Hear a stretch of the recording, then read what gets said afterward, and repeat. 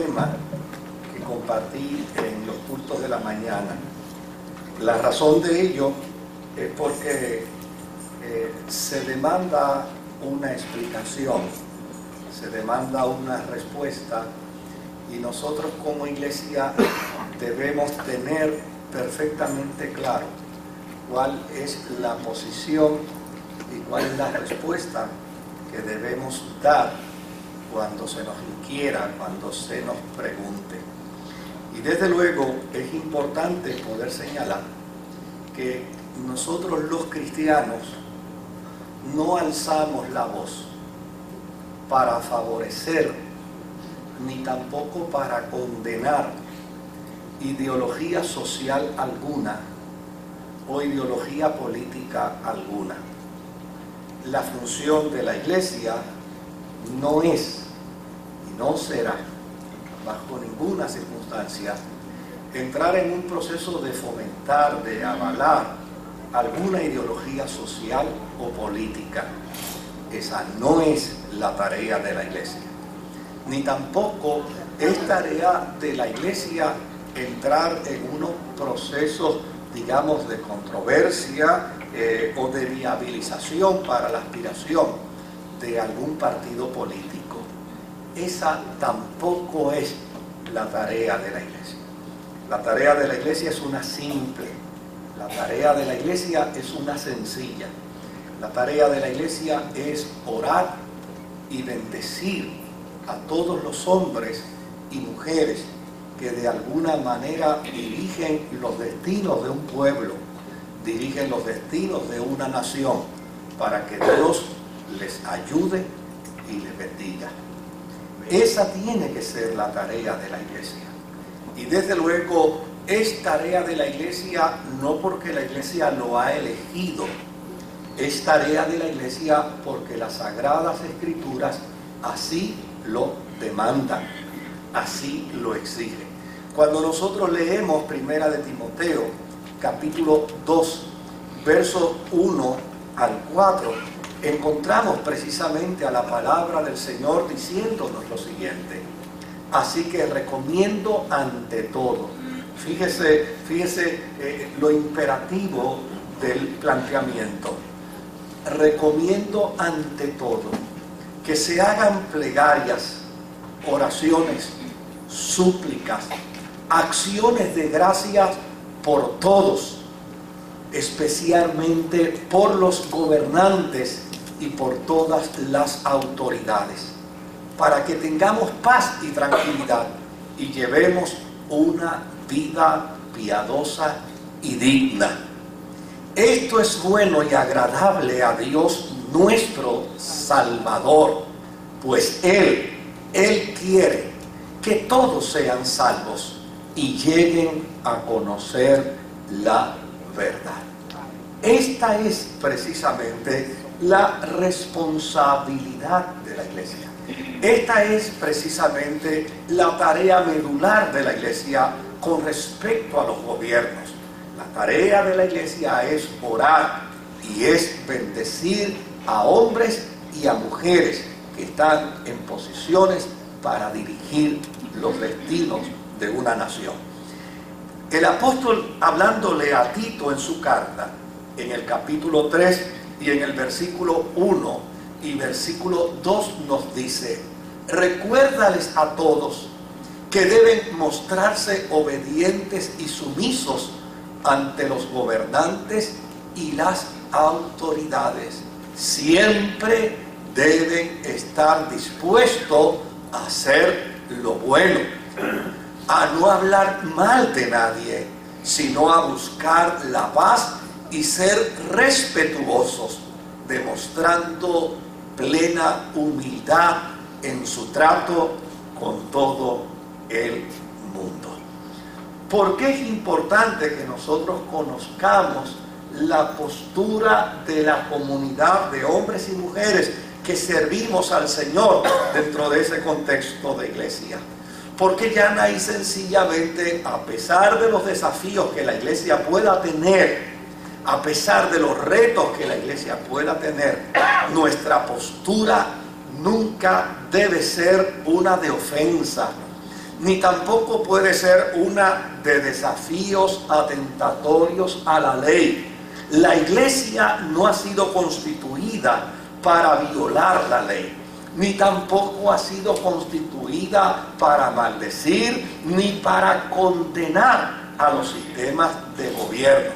Pero es importante que entendamos que aun cuando la iglesia no está constituida para ofender ni para desafiar la ley de los pueblos, sí la iglesia tiene el perfecto derecho de defender sus valores.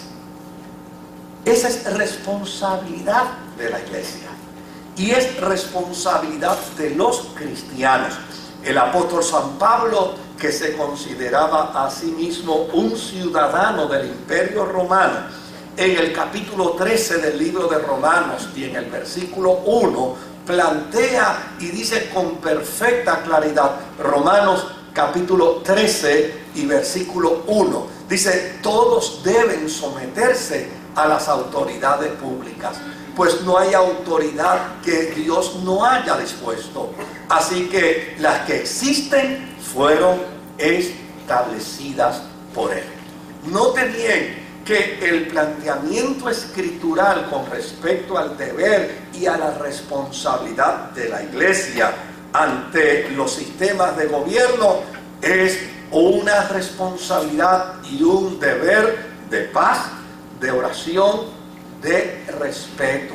Pero es importante que entendamos que el sometimiento de la iglesia a los sistemas de leyes no puede ser un sometimiento incondicional. No puede ser un sometimiento incondicional. Los jóvenes hebreos estaban precisamente sirviendo al imperio que los había hecho cautivos. Y allí, sirviendo al imperio que los había hecho cautivos, ellos estaban respondiendo a la luz del propósito divino. Mas cuando se les pidió que adoraran a la imagen, ellos llana y sencillamente dijeron: a la imagen no podemos adorar. A Daniel se le llevó cautivo también a Babilonia, y obviamente siendo cautivo respondió con deferencia, con respeto, con dignidad al sistema de gobierno de su tiempo. Pero cuando se le pidió una experiencia de adoración al paganismo, él prefirió mejor ir al foso de leones antes que doblegarse al sometimiento incondicional que le requería y le exigía el gobierno de su tiempo. Como iglesia, nosotros somos una voz profética que se levanta en medio de los pueblos para advertir a la nación cuando ésta pierde de perspectiva el propósito y la voluntad divina. Como iglesia, nosotros somos una voz profética que se levanta precisamente para advertirle a los gobernantes cuando ellos ponen en riesgo la seguridad del pueblo, que deben considerar sus actitudes porque pueden traer graves y terribles consecuencias a la nación. La iglesia no es una institución que compite con el gobierno. Por esa razón, la iglesia nunca pierde. Nunca pierde. La iglesia nunca pierde. Y yo creo que es importante que nosotros los cristianos lo entendamos. O sea, nosotros no andamos en competencia política, no andamos en competencia filosófica, no andamos en ningún tipo de controversia ni de competencia con nada ni con nadie. Somos una voz profética que se levanta para advertir, una voz profética que se levanta para decirle a los pueblos y a sus gobernantes cómo deben conducirse y cómo su conducta puede ser beneficiosa o dañina a una sociedad. La iglesia es voz profética. Ahora, la pregunta es la siguiente: ¿qué sucederá si se le hace caso a su voz? Pues si se le hace caso a su voz, probablemente el gobierno entonces habrá evitado situaciones de dolor y angustia a la vida de un pueblo. Pero, ¿qué sucederá si no se le hace caso a la iglesia? Si por el contrario se le ignora, si por el contrario se le da la espalda, pues llana y sencillamente la iglesia como voz profética sabe que cuando los pueblos comienzan a andar de espalda a Dios, a la larga el andar de espalda a Dios trae graves y serias consecuencias. ¿Por qué no pierde la iglesia? Porque cuando los pueblos sufren las consecuencias de sus malas decisiones, la iglesia no se va, la iglesia se queda. La iglesia se queda para dar esperanza. La iglesia se queda para consolar a los abatidos. Lea en las Escrituras la función de los profetas del Antiguo Testamento. Lea lo que plantea la Escritura con respecto a Jeremías, con respecto a Ezequiel, con respecto a Isaías. Ellos le advirtieron al pueblo las consecuencias de sus malas decisiones. El pueblo no les hizo caso y llana y sencillamente sufrió las consecuencias de sus malas decisiones. Cuando llegaron cautivos a Babilonia, allí estaba el profetismo. Allí estaba la iglesia como profeta para decirle ahora a Israel: hay consuelo, hay esperanza. La función de la iglesia no es juzgar. La función de la iglesia no es condenar. La función de la iglesia es, como bien plantea la Sagrada Escritura, el propósito y la voluntad de Dios es que nadie se pierda, sino que todos procedan al arrepentimiento. En Mateo capítulo 16 y verso 18, la palabra de Dios nos dice, y es el mismo Jesús hablándole a Pedro y diciéndole: y a ti te digo que tú eres Pedro, y sobre esta piedra edificaré mi iglesia, y las puertas del reino de la muerte no prevalecerán contra ella. Por esa razón yo puedo decir en esta noche, sin temor a equivocarme, que la iglesia nunca pierde. A la iglesia nadie la vence. A la iglesia nadie la derrota. La iglesia puede ser que en algún momento dado pierda un round de la vida, pero no pierde la batalla completa. A la larga la iglesia sale victoriosa. Mira lo que dice el capítulo 40 y versículo 9 del profeta Isaías. Isaías capítulo 40 y versículo 9. No sé si está en la pantalla. Isaías 40 y versículo 9. Vamos a ver para que así lo podamos leer todos. Sión, portadora de buenas noticias, súbete a una alta montaña. Jerusalén, portadora de buenas noticias, alza con fuerzas tu voz, álzala, no temas, di a las ciudades de Judá: aquí está tu Dios. Oiga bien lo que les voy a decir. A veces yo escucho expresiones que me asustan cuando las escucho porque no tienen el aval bíblico. Mire, a Dios nadie lo saca de la escuela.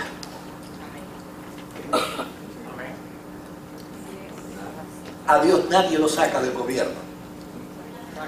A Dios nadie lo saca del Capitolio. A Dios nadie lo saca de la fortaleza. Porque la Biblia dice con perfecta claridad que Él lo llena todo en todo. La Biblia dice con perfecta claridad que en Él vivimos, que en Él nos movemos, que en Él actuamos. No existe un solo rincón del planeta donde el ser humano pueda decir: aquí no está Dios, sino todo lo contrario. En todo lugar, en todo elemento del planeta, Dios se hace presente porque Él lo habita todo en todo. Esto es importante que la iglesia lo entienda. Esto es importante que la iglesia lo pueda comprender. Desde luego, alguna gente a veces se me ha acercado y me ha dicho: pastor, usted tiene que tener cuidado porque hay separación de iglesia y Estado. ¿Y sabe cuál es mi respuesta sobre el particular? Es simple, es sencilla. Mi respuesta es la siguiente: el día que el Estado firme una ley donde a todos los cristianos los exonerará de pagar contribuciones, entonces habrá legítimamente separación de iglesia y Estado. Pero mientras el hombre y la mujer cristiano y cristiana pague contribuciones, tiene el perfecto derecho a emitir su opinión y tiene el perfecto derecho a hacerse sentir y tiene el perfecto derecho a hacerse oír. Siempre, siempre, siempre la iglesia tiene el perfecto derecho de hacer sentir su voz. Y nadie puede venir con el argumento de que existe una separación de iglesia y Estado. Desde luego, los primeros que reconocemos la separación de iglesia y Estado es la iglesia misma. Note bien mi introducción. Mi introducción es que la función de la iglesia no es para favorecer ni para condenar a ningún sistema de gobierno.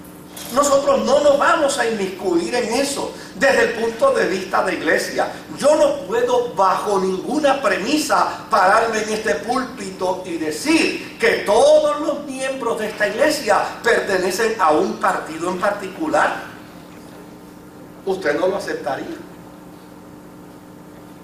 Porque todos y cada uno de nosotros como individuos tenemos el perfecto derecho para elegir nuestro color de partido político. Todos y cada uno de nosotros tenemos el perfecto derecho de decir: yo voy a votar por este ideal. Y de hecho la iglesia no puede bajo ninguna circunstancia impedir el derecho de cada hombre y de cada mujer ciudadano y miembro de la iglesia a ejercer su derecho al voto como así lo entienda mejor. Por esa razón, la iglesia no puede inmiscuirse dentro del Estado.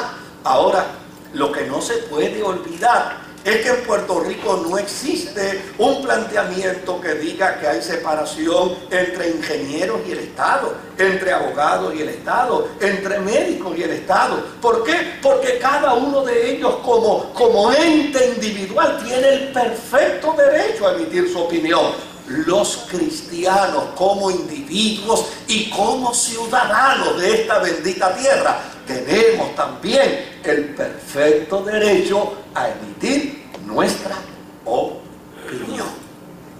El lunes pasado, si me bajan la boca ya un poquito, el lunes pasado, mire lo que sucedió.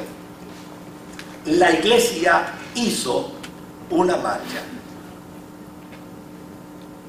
Una marcha que contó con varias decenas de miles de personas. Algunos la estimaron en 70, otros le subieron un poco más el número. Yo realmente no sé. Yo sé que allí había mucha gente. Hubo un querido hermano de la iglesia que se me acercó y me dijo: pastor, ya la marcha había llegado a los portones de la fortaleza y todavía la cola estaba en el antiguo casino. Y era toda la calle de San Francisco inundada de gente. Y si usted se pone a contar cuánta gente cabe, pues obviamente tiene que ser una marcha multitudinaria. Ahora, ¿qué es lo importante que podamos señalar y plantear alcanzó la iglesia dentro de este proceso? Mire, La iglesia defendió con valentía todos y cada uno de sus postulados, a los que tiene derecho.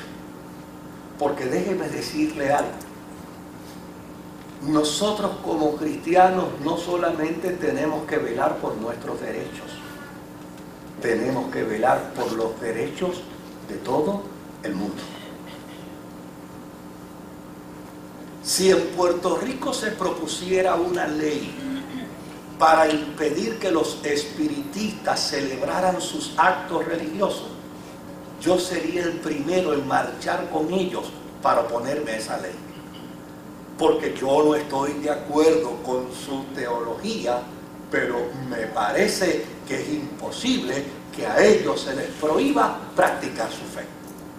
Si en Puerto Rico surgiera una ley que pretendiera coaccionar a los homosexuales y se les discriminara mediante una ley, la iglesia tendría que ser la primera, y yo tendría que ser el primero en caminar junto con ellos, porque desde luego la iglesia no puede patrocinar ningún tipo de acto de discriminación contra nadie.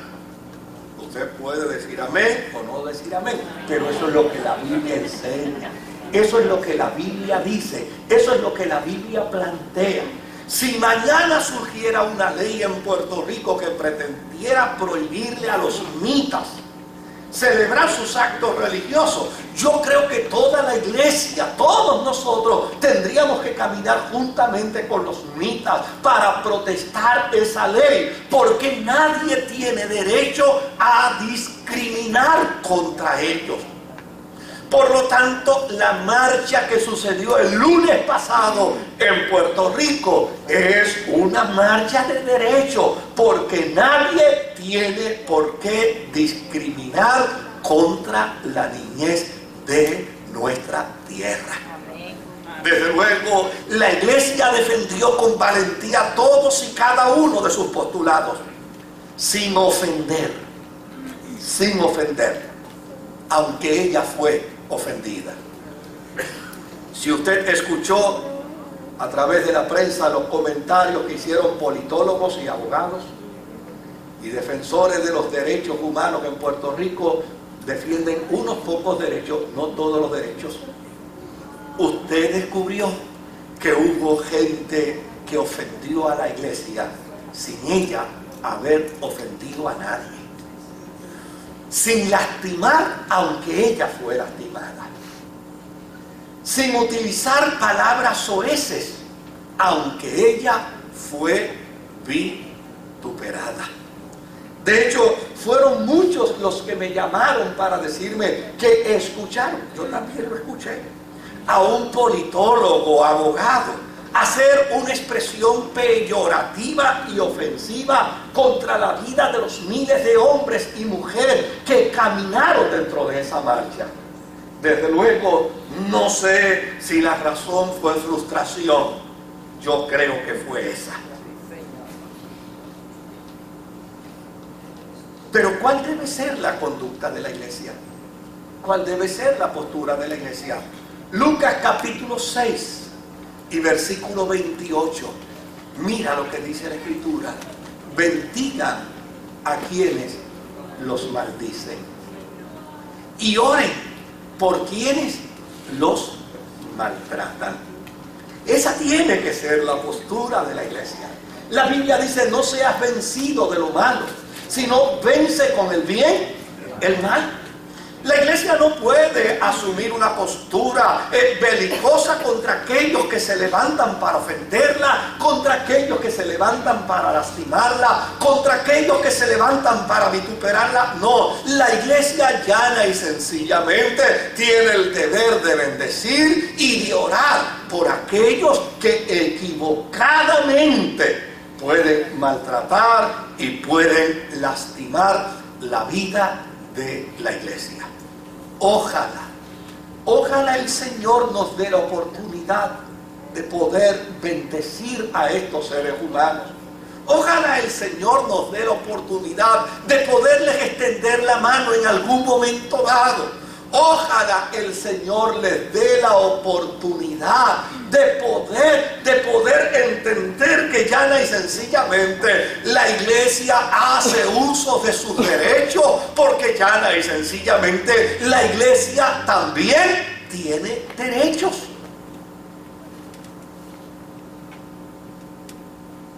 La pregunta para contestar sería: ¿qué cosas logró la iglesia en esa marcha? ¿Qué alcanzó?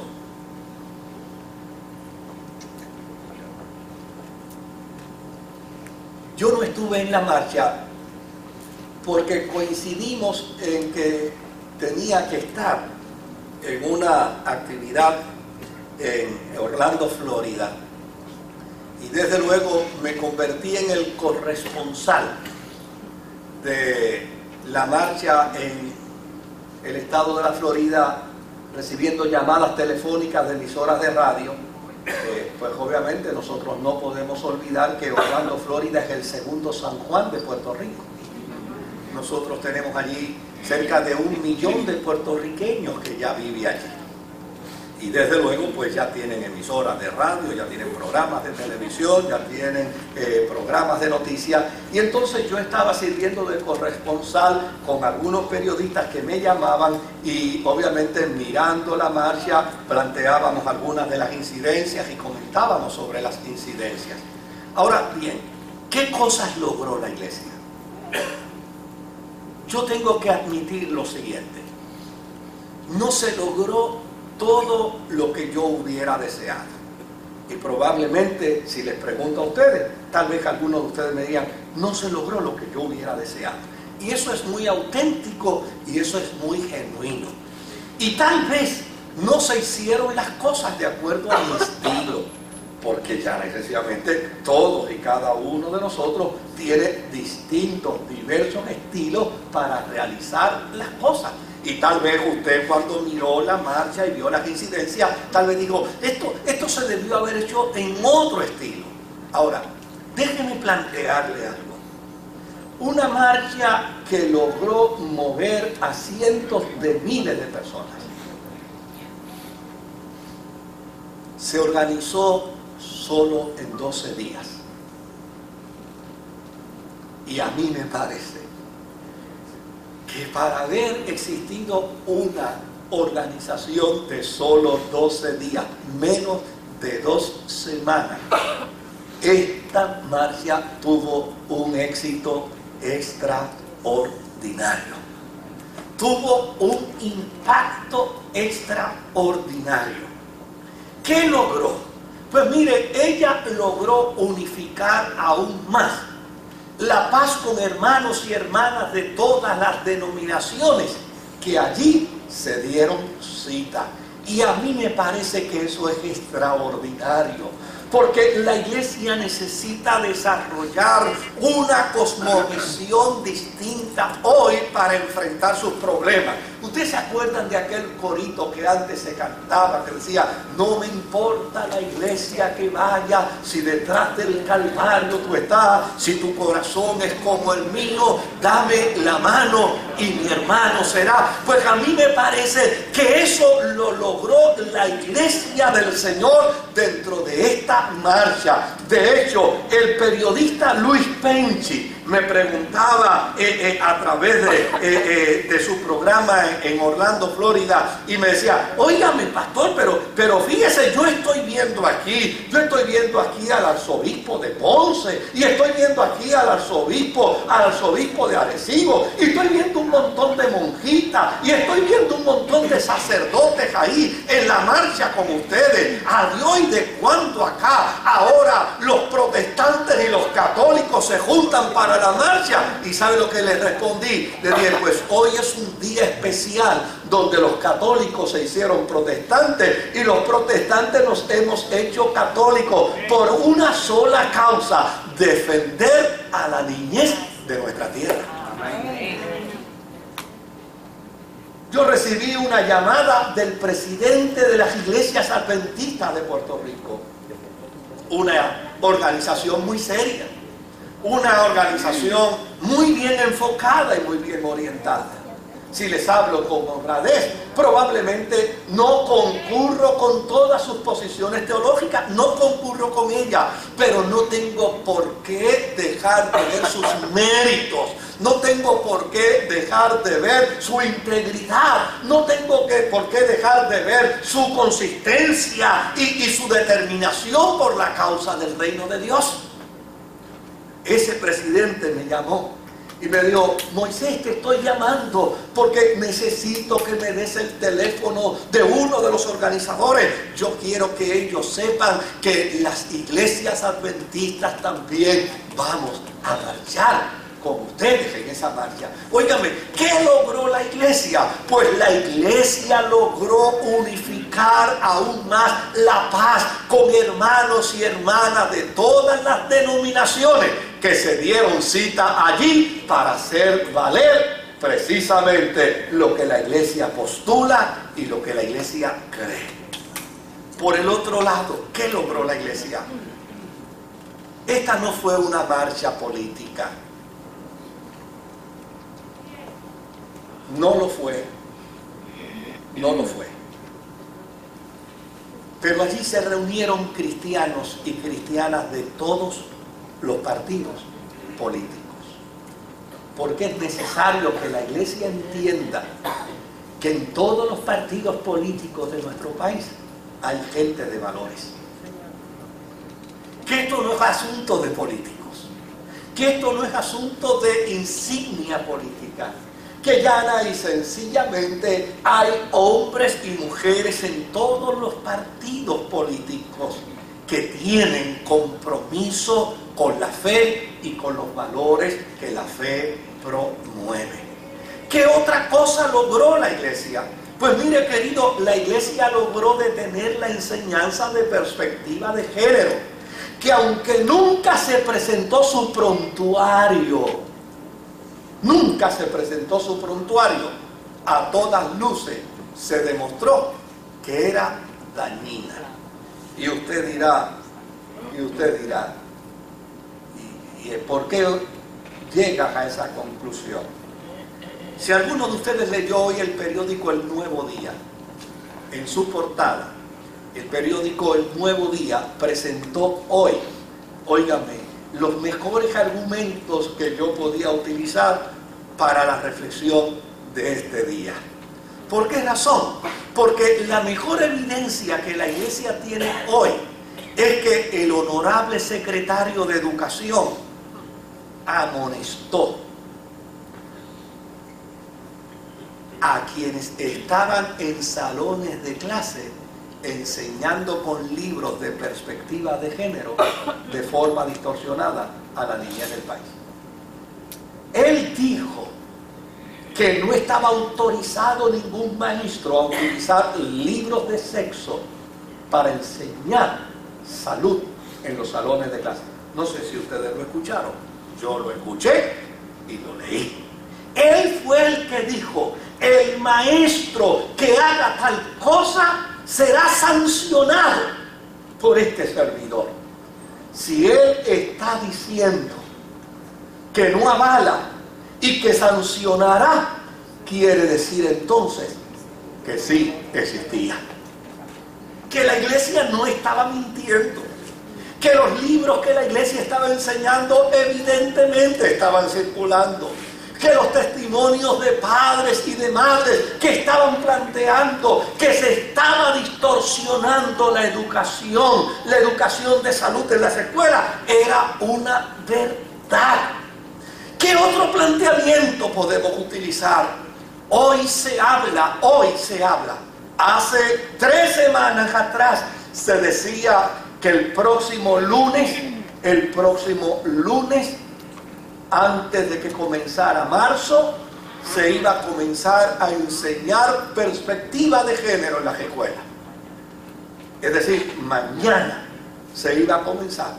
Hoy se dijo que se va a comenzar en agosto.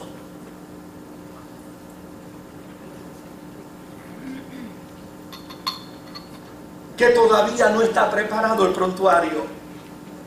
Y que llana y sencillamente ahora el prontuario no será no será orientado al aspecto sexual, sino que será orientado al aspecto de la salud y de la equidad de género. Equidad en la que la iglesia cree, equidad en la que la iglesia avala, equidad por la cual la iglesia proclama y predica, porque antes que en Puerto Rico se hablara de sentido de equidad de género, la Biblia hace miles de años dijo que en Cristo no hay diferencia entre un hombre y una mujer.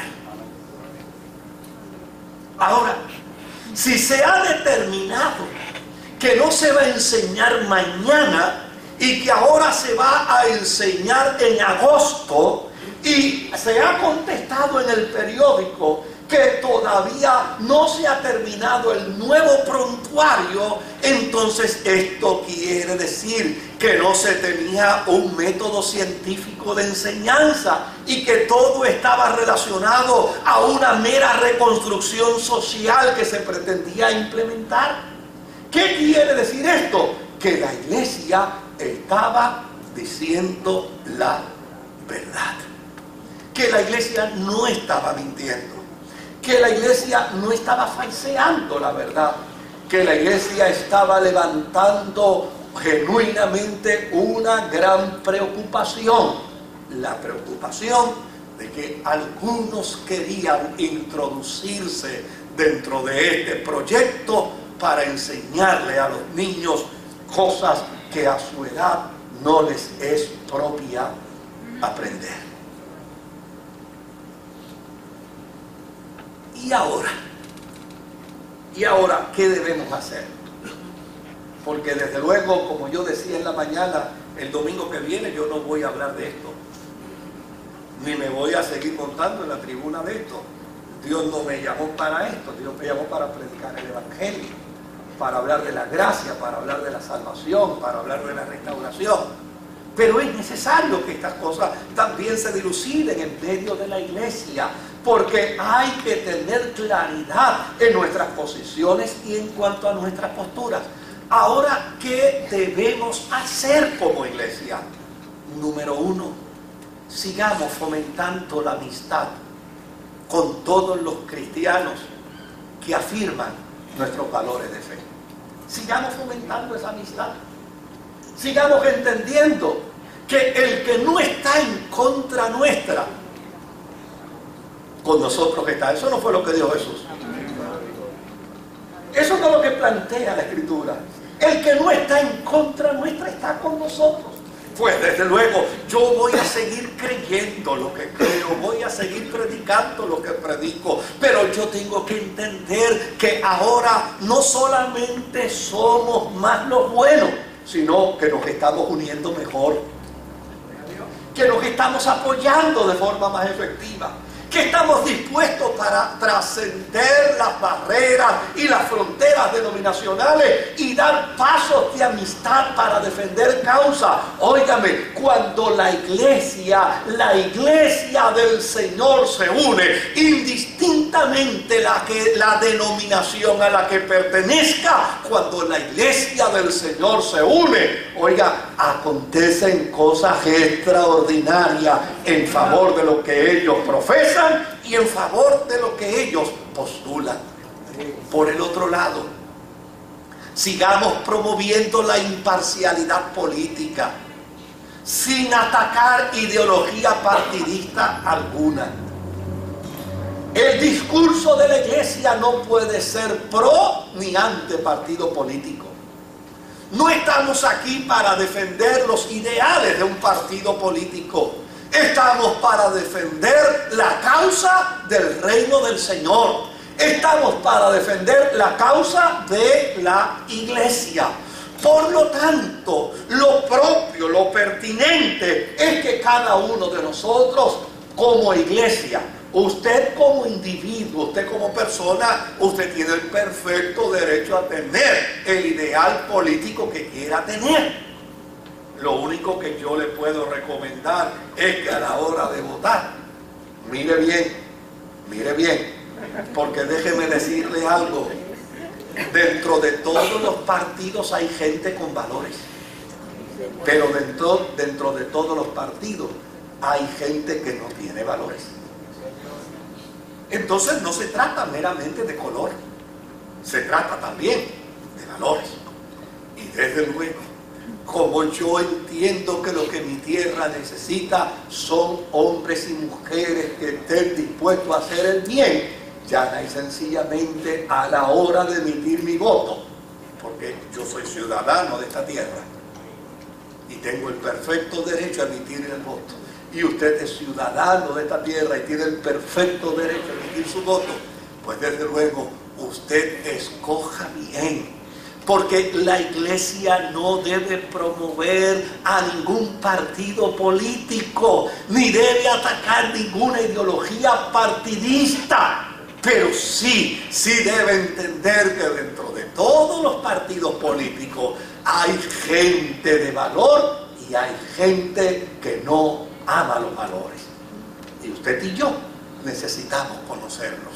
Y usted y yo necesitamos identificarlos. Y usted y yo necesitamos elegirlos o descartarlos. ¿Qué otra cosa debemos hacer?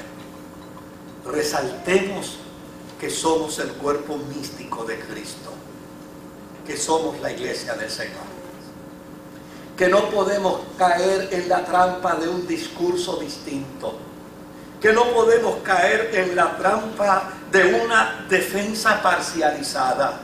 No, yo sé lo que estoy diciendo y me atrevería a repetirlo. No importa qué religión en Puerto Rico necesite ayuda, necesite defensa. No importa qué movimiento en Puerto Rico necesite ayuda y defensa. Donde quiera que se vea injusticia, donde quiera que se vea discriminación, la iglesia tiene que decir presente.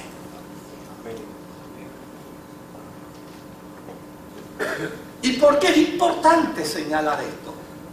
Para que nadie venga a plantear que la iglesia es discriminatoria.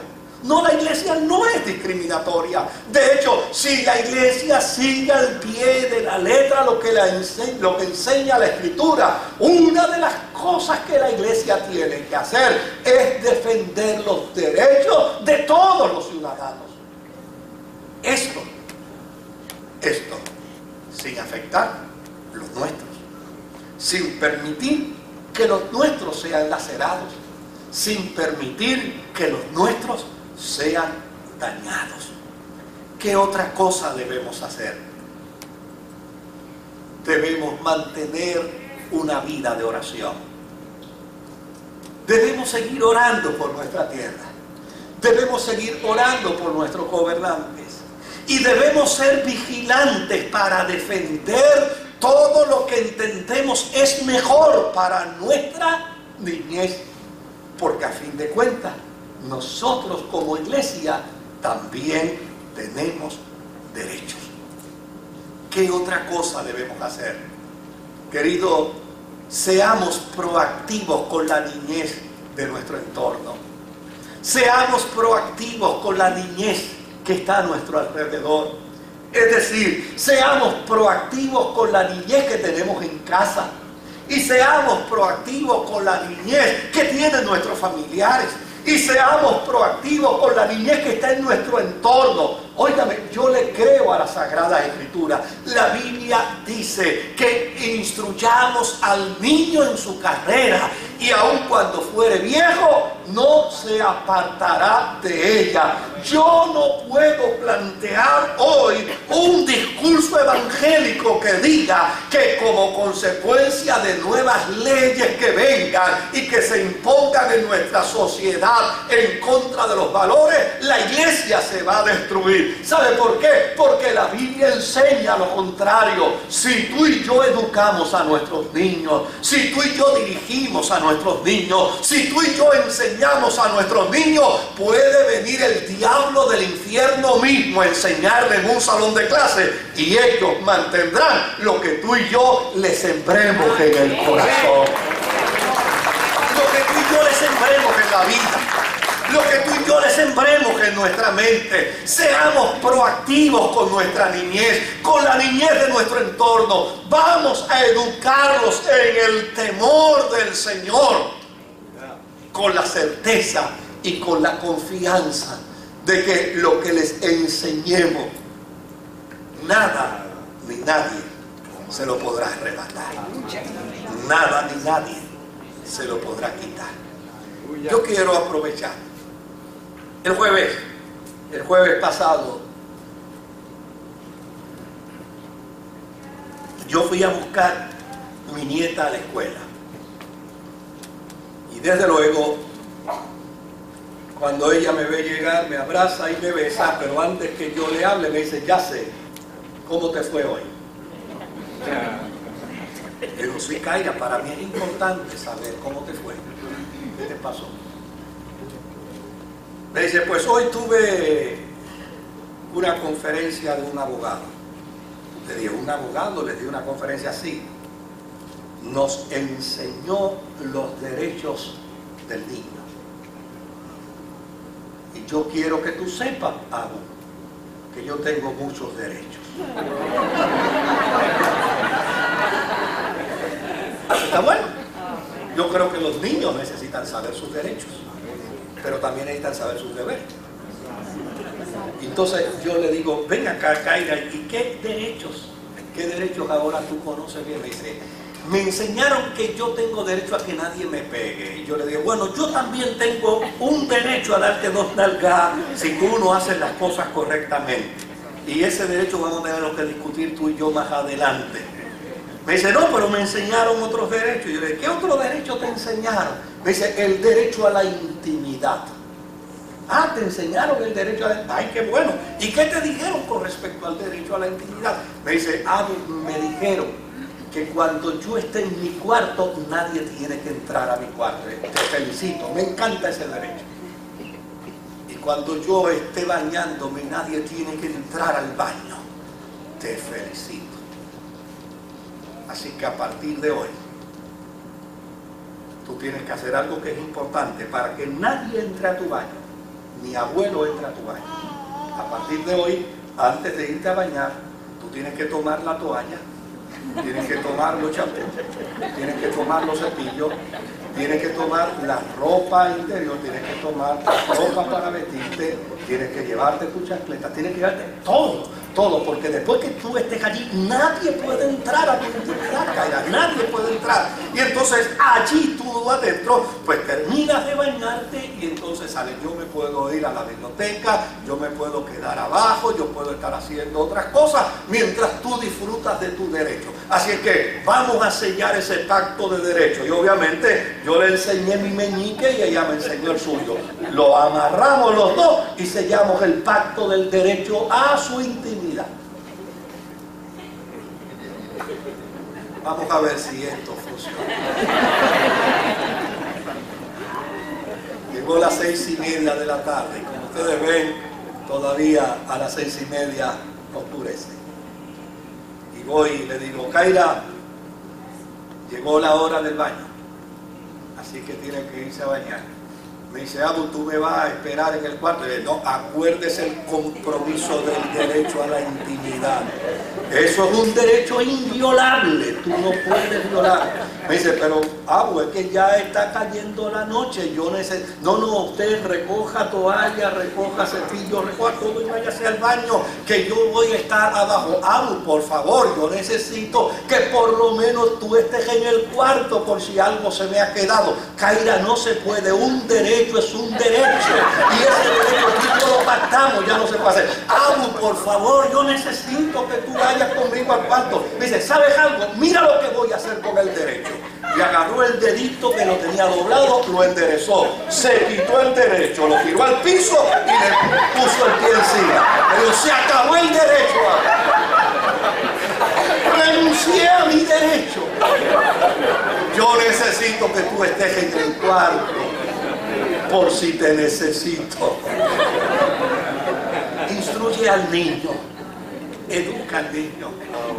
Mira, yo no sé qué pueda pasar dentro de 2, 3, 4 años. No sé qué pueda suceder. Yo sí sé que la iglesia nunca pierde. Yo sé que la iglesia se levanta. Mire, China fue un país comunista por decenas de años. El cristianismo fue proscrito. Quien fuese encontrado en China como cristiano iba a la cárcel. Personalmente, y vino aquí a nuestra iglesia una pareja de orientales, donde el mismo día que se casaron, a él lo sentenciaron a 10 años de cárcel y a ella a 20 años de cárcel. Y cada uno se fue a cumplir sentencia sin disfrutar de una sola noche de luna de miel. Uno 20 años y otro 10 años de cárcel por el único delito de ser cristiano. ¿Sabe qué sucedió, querido? Cuando se abrió la puerta de bambú en China, se descubrió que habían cientos de miles de cristianos. El comunismo no pudo eliminar la fe cristiana en China. No tenemos que estar... Desde luego, nosotros tenemos que ocuparnos en aquellas cosas que entendemos son nuestros derechos. Y nuestros derechos como derechos no son negociables. Pero ya y sencillamente, nuestra fe es mucho más trascendente y nuestra fe es mucho más fuerte que los derechos mismos. Si usted y yo somos proactivos con la niñez de nuestro entorno y los educamos en el temor del Señor, el jíbaro nuestro dice: ríase de los peces de colores. Disfrute la certeza de saber que usted educa a los suyos en el temor del Señor. Desde luego, ahora la iglesia tendrá que esperar hasta agosto, tendrá que esperar a ver qué pasa. Pero lo que es importante dentro de todo este proceso es que nosotros como iglesia entendamos nuestro rol, entendamos nuestra función. Bajo ninguna circunstancia, la iglesia debe asumir compromisos de partido político alguno. Hace unos años atrás, aquí en nuestra iglesia se iba a celebrar una actividad gubernamental. Estamos por radio, estamos por internet y quisiera evitar mencionar el nombre. Y desde luego me llamaron por teléfono diciéndonos que si le podíamos prestar nuestras facilidades para celebrar dicha actividad. Y yo accedí con muchísimo gusto. Claro que sí. Llegué aquí.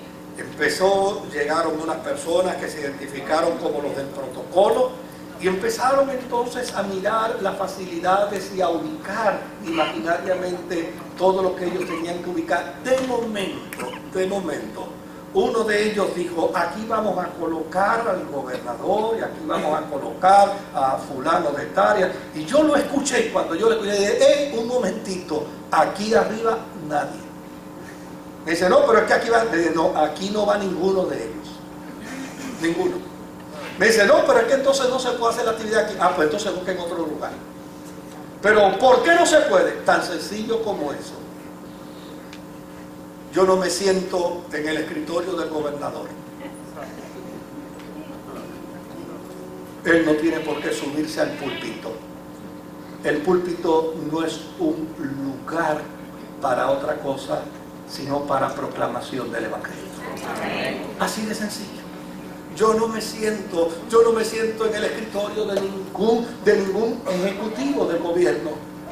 No. Si ellos fuesen evangélicos, si fuesen proclamadores del Evangelio, pues no habría ningún problema, porque vendrían como el proclamador del Evangelio y utilizarían el púlpito. Pero el púlpito no es para otra cosa, sino para proclamar y para predicar el Evangelio. Esa es la función y la tarea del púlpito. Así que, pues lamentablemente aquí no lo podemos hacer. Y yo le dije: no hay ningún problema. Lamentablemente no lo podemos hacer porque ya sencillamente no voy a negociar eso. La iglesia tiene que asumir posturas de iglesia. Esto no quiere decir que si viene un candidato a cualquier puesto electivo y llega a nuestro templo, no lo vamos a recibir bien. No, todo lo contrario. Lo vamos a distinguir, lo vamos a reconocer y le vamos a expresar nuestra alegría y nuestro contentamiento de que esté entre nosotros. Y probablemente hasta tal vez le podamos invitar para orar por él. Pero no puede subir al púlpito para decir: voten por mí, Chanita gobernador. Porque la iglesia no es para eso. Si alguien conoce bien cuál es la función de la iglesia, es la iglesia misma. ¿Cuál es la responsabilidad de la iglesia? Es la iglesia misma. ¿Cuál es la virtud de la iglesia? Es la iglesia misma. Por lo tanto, como iglesia, conociendo lo que creemos, conociendo lo que postulamos, conociendo lo que afirmamos, hagámoslo sin ningún temor. Sin ningún temor. Hagámoslo con dignidad, hagámoslo con respeto, hagámoslo con deferencia, pero hagámoslo de forma imparcial. Entendiendo que nuestro mayor deber y nuestra mayor responsabilidad es honrar al Dios que es el Señor de la iglesia. Que Dios me los bendiga, queridos.